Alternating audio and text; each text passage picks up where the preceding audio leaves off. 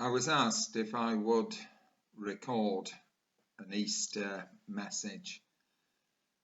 I've never done this before. I've got no idea how to do it. I've got no gimmicks, no music, no anything. But here are my thoughts on Easter. In the door of my car, I carry this thin book. The book is The Four Quartets by T.S. Eliot. What makes these four poems so compulsive reading are the beauty of the words, which form themselves into fantastic sentences, and which I have spent years trying to understand and have come to realise that perhaps I never will. But then that is the challenge of any puzzle, whether it be Sudoku, crossword, a painting, a piece of music or a poem. This is a sentence from Little Gidding, one of the poems, and its theme is repeated in the other three poems. Eliot wrote, "In my beginning is my end. What we call the beginning is often the end, and to make an end is to make a beginning. The end is where we start from.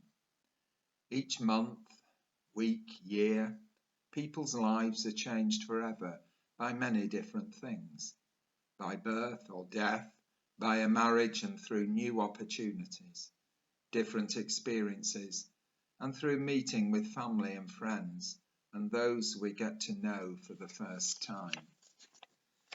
The last few weeks, and especially this Holy Week, have been like no weeks that we have ever experienced before, quite simply because there is not a single life that has not been touched and changed in some way by the corona pandemic, which really made its presence felt for most of us in the lockdown that began 3 weeks ago, and for which we can't seem at the moment to see an end to. 2,000 years ago on a Friday, nobody who stood at the foot of the cross could see anything, I would think, but an end. That Friday was the darkest of days, but 3 days on, in the early morning light, Mary stood at the entrance to an empty tomb, and in the rising sun and in the silence of that rock-carved tomb, a beginning was born out of a death. From the end of this life would come resurrection, a new beginning, and above all, hope. In my beginning is my end. The end is where we start from. The Easter story is one of beauty and mystery, which we're free to accept or reject, a story we can believe in, or a story which can to some seem so extraordinary, so unbelievable that logic will not allow them to believe in it. I suppose the question is, how can I believe in the unbelievable? I carry with me the following sentence, which I first came across on a card which I picked up in a small church built above a long sandy beach and looking out across the Irish Sea. The words were written by Reverend Michael Main, a former Dean of Westminster Abbey.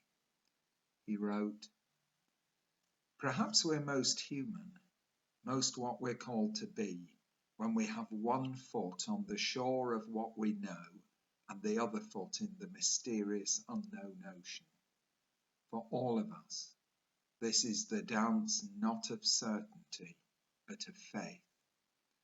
What these words tell me is that the beginning of faith is the end of uncertainty. In my beginning is my end. The end is where I start from." We're all, as the hymn says, pilgrims on a journey, fellow travellers on a road on which we will come across the new beginnings which will lead us to new endings. We very often know when something new is about to begin in our lives, but we can never be certain where that beginning will take us and to what end it will lead us. As our world walks through these darkest of days, we can see the hope and the light which will eventually come quite clearly in the care and the love of so many who do so much and have done so much and will do so much to bring light to our worried world. For me, Easter Sunday is a reminder of the beginning, which lead us to our endings. For as Jesus told us, all who believe in me shall have eternal life. This is the story of hope that leads us through faith to our endings. And what is faith? Well, faith is just simply putting our hand into the hand of God and then trusting in his love.